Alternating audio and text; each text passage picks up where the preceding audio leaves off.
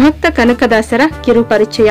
ಕನ್ನಡ ಭಾಷೆಯ ಪ್ರಸಿದ್ಧ ಕೀರ್ತನಕಾರರು ಮತ್ತು ಪುರಂದರದಾಸರೊಂದಿಗೆ ಕರ್ನಾಟಕ ಸಂಗೀತದ ಮೂಲಭೂತ ಸಿದ್ಧಾಂತಗಳಿಗೆ ಕಾಣಿಕೆ ಇಟ್ಟವರು. ಬೀರಪ್ಪ ನಾಯಕ ಮತ್ತು ಬಚ್ಚಮ್ಮರ ಮಗ.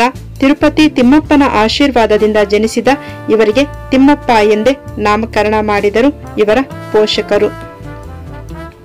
ಜನನ ಹಾವೇರಿ ಜಿಲ್ಲೆಯ ಸಿಗ್ಗಾವಿ ತಾಲೂಕಿನ ಬಾಡ ಗ್ರಾಮದವರು. ಇವರು ಕ್ರಿಸ್ತ ಶಕ 1508ರಿಂದ 1606ರಲ್ಲಿದ್ದ ಪ್ರಮುಖ ಕೀರ್ತನಕಾರರು ಮತ್ತು ಹರಿದಾಸರು. ಇವರ ಆರಾಧ್ಯ ದೈವ ಕಾಗಿನೆಲೆ ಆದಿಕೇಶವ. ಉಡುಪಿಯ ಶ್ರೀಕೃಷ್ಣ ದೇವಾಲಯದಲ್ಲಿರುವ ಕನಕನ ಕಿಂಡಿ ಇವರ ಪವಾಡವೆಂಬ ಪ್ರತೀತಿ ಇದೆ. ಇವರ ಪ್ರಮುಖ ಕೃತಿಗಳು ಮೋಹನ ತರಂಗಿಣಿ, ನಳಚರಿತ್ರೆ, ರಾಮಧಾನ್ಯ ಚರಿತ್ರೆ ಮತ್ತು ಭಕ್ತಿಸಾರ.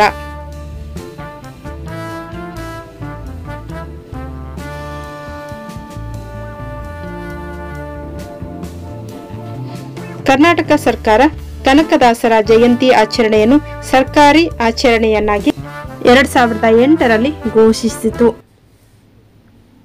ಇವರ ಕೀರ್ತನೆಗಳು: ಮೋಕ್ಷ ಸಿಗಬೇಕೆಂದರೆ ನಾನು ಎಂಬಾಸೆ ಬಿಟ್ಟು ದಾಸನಾಗಬೇಕು, ಸದಾಶಿವನ ದಾಸನಾಗಬೇಕು.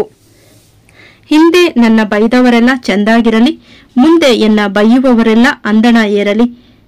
ಏನು ಒಳ್ಳೆ ಹರಿಯೇ ನಿನ್ನ ಸ್ತುತಿಸಿ ಕೇಳುವುದು, ಜ್ಞಾನ ಭಕ್ತಿ ಕೊಡು ನನಗೆ ಅದುವೇ ದೊಡ್ಡದು.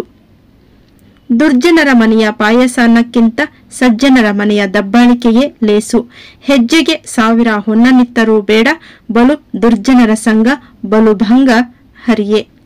ಇದಾಗಿದೆ ಭಕ್ತ ಕನಕದಾಸರ ಸಂಕ್ಷಿಪ್ತ ಪರಿಚಯ. ಧನ್ಯವಾದಗಳು.